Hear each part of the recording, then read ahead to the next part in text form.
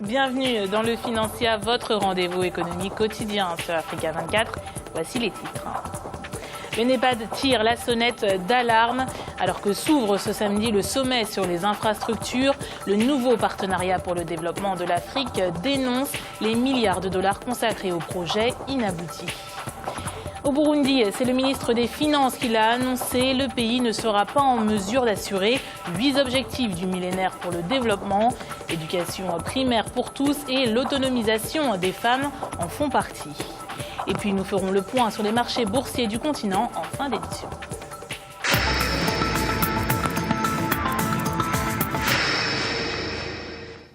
La capitale sénégalaise, Dakar, accueillera le sommet du NEPAD, le nouveau partenariat pour le développement de l'Afrique, le 14 et le 15 juin 2014. Doublement reporté, l'événement portera sur les infrastructures du continent. Et en amorce de cette rencontre, l'organisation vient de publier un communiqué explicite. La construction des infrastructures sur le continent cumule retard et pertes financières. Plus d'explications avec Karine Loubanzadio. C'est un bilan sans appel que dresse le NEPAD. Chaque année, plusieurs milliards de dollars dédiés aux infrastructures ne sont pas utilisés dans les temps. L'institution note des retards dans la planification, la passation des marchés et la mise en œuvre des projets. L'institution cible particulièrement les secteurs de l'eau et de l'électricité. Les pertes annuelles dues aux inefficacités des sociétés d'électricité sont chiffrées à quelque 3,4 milliards de dollars, tandis que celles dues aux inefficacités des sociétés d'eau s'élèvent à 1 milliard de dollars. Elles peuvent être réduites grâce à des réformes de la gouvernance et de la gestion et avec une plus grande participation du secteur privé à la prestation des services. Le NEPAD pointe également des pertes de distribution et un niveau de recouvrement trop faible dans le secteur de l'énergie. Les délestages fréquents constatés par exemple au Burkina Faso en sont les parfaites illustrations. Depuis quasiment 7 ans ou un peu plus, chaque année la population est confrontée à des délestages. Mais on a constaté que ça va de mal en pis. Et puis donc, à un certain moment, nous nous sommes dit qu'en tant que consommateurs, il était bon qu'on aille à la Sonabel pour dire à ceux qui gèrent donc ce service public-là que nous ne sommes plus d'accord que ces délestages-là continuent. Le NEPAD est tout aussi sévère avec le secteur routier, celui des transports. Selon l'organisation, les sommes versées ne seraient pas investies, ce qui entraînerait de fausses économies, mais de véritables travaux de réhabilitation.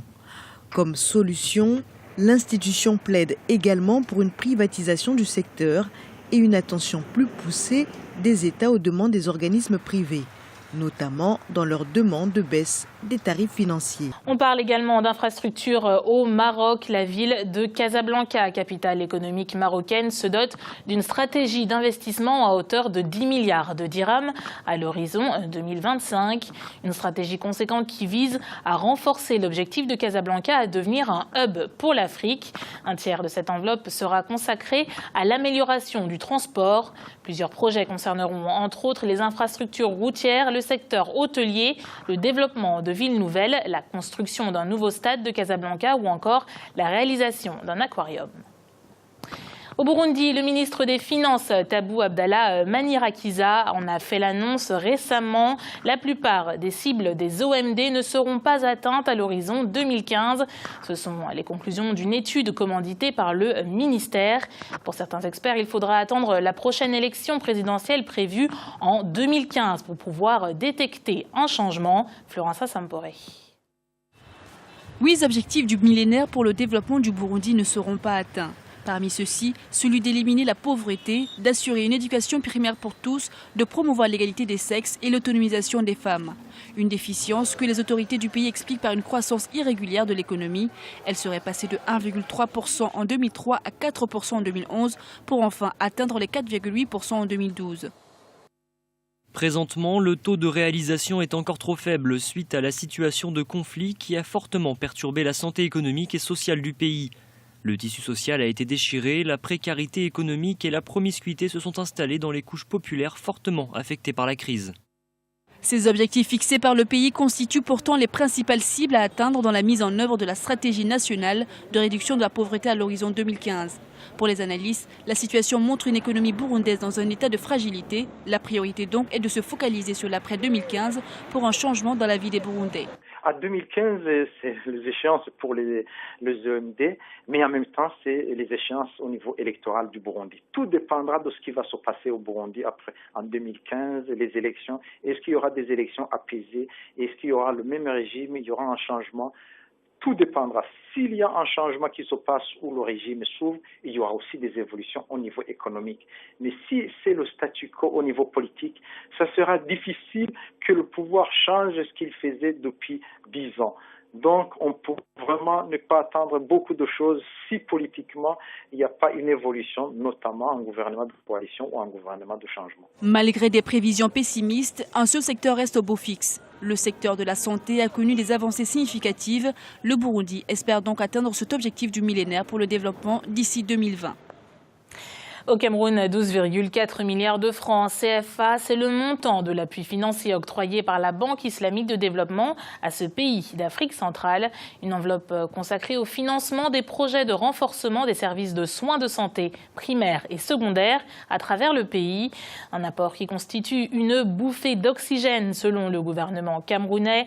Le ministre de l'économie, de la planification et de l'aménagement du territoire devrait par ailleurs signer un accord en ce sens avec les responsables de l'institution financière.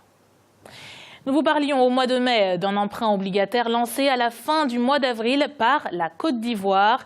Du 28 avril au 15 mai 2014, il était possible d'acheter pour 120 milliards de francs CFA de bons du Trésor public au sein des pays de l'UMOA, l'Union économique et monétaire ouest-africaine. Mais cette opération n'a pas remporté le succès escompté. Seuls 61 milliards de francs CFA ont été récoltés, soit à peine 51% des objectifs fixés. Un échec historique, mais relatif, comme l'analyse pour nous l'économiste Youssef Karius. C'est une contre-performance qui est quand même historique. La dernière émission qui a été sous-souscrite, si je peux m'exprimer ainsi, elle date de 2010, pendant la période électorale. Donc, on sait ce qui s'est passé en Côte d'Ivoire, et donc il y a forcément une période un petit peu de manque de confiance vis-à-vis des perspectives de la Côte d'Ivoire. Mais il y a des raisons à cela. Je pense qu'une première raison, c'est déjà la période qui était prévue pour les souscriptions. Donc une période qui était relativement courte, parce qu'en général, l'État de Côte d'Ivoire laisse des fonds sur le marché en à peu près un mois. Là, ça s'est fait en moins de 3 semaines. Par contre, il faut expliquer aussi une deuxième raison, c'est que l'État de Côte d'Ivoire a levé en parallèle levée de fonds.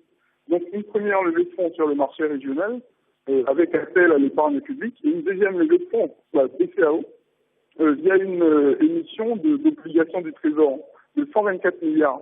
Donc si on regarde en tout, c'est vrai que l'obligation par appel à l'épargne publique a fait une contre-performance, mais la levée de fonds auprès de la BCAO a été souscrite entièrement.